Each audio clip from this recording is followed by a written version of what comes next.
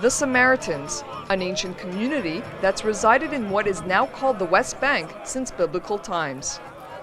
The sect practices a religion that is similar to Judaism, but with one major difference. The Samaritans believe that God commanded the ancient Israelites to build the temple on Mount Gerizim.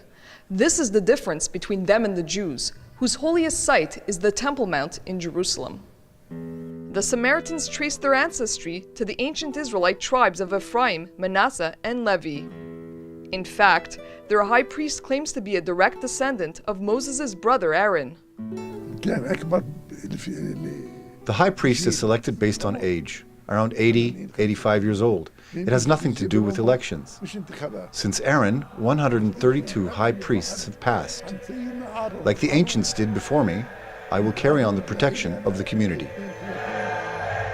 Once numbering 1 million people, the Samaritans were almost wiped out at the turn of the 20th century, after hundreds of years of persecution and forced conversions. Today, only 800 members remain, half of whom have left the village of Kiryat Luza in the northern West Bank, searching for economic prosperity in the Israeli city of Holon.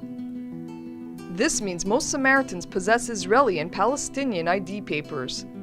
One of the biggest problems they face: how to sustain a tiny population while keeping their traditions alive. One of the most noticeable challenges in the community is probably marriage, because there are more males than females in the community. In fact, the ratio, I remember last time, that was maybe 7 years ago, it was 2 males to 1 female in the community, which means that some males will not have Samaritan females to marry. This is a challenge, especially because there's a rule that if you want to marry from outside, the woman has to become a Samaritan. For outsider women, becoming a Samaritan involves strict religious rituals, like observing the Sabbath and upholding ritual purity. For example, during her menstrual period, a Samaritan woman is forbidden from coming into physical contact with anyone. Today we have about 10 from Ukraine who became Samaritans and who are actually, who are loving the community here and who did have maybe at first some difficulties, but it really gets easier as time passes by and as it becomes a part of your life. 3 times per year, they make a pilgrimage to the top of their holy mountain, including Sukkot, the Feast of Tabernacles. On this holiday, Samaritans decorate their homes with citrus fruits and welcome their Palestinian and Jewish neighbors for festive meals.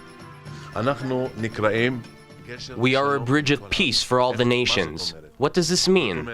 Jews, Muslims, Christians, and the Druze all come here and sit, have a dialogue with each other, and there are no political or religious arguments between them.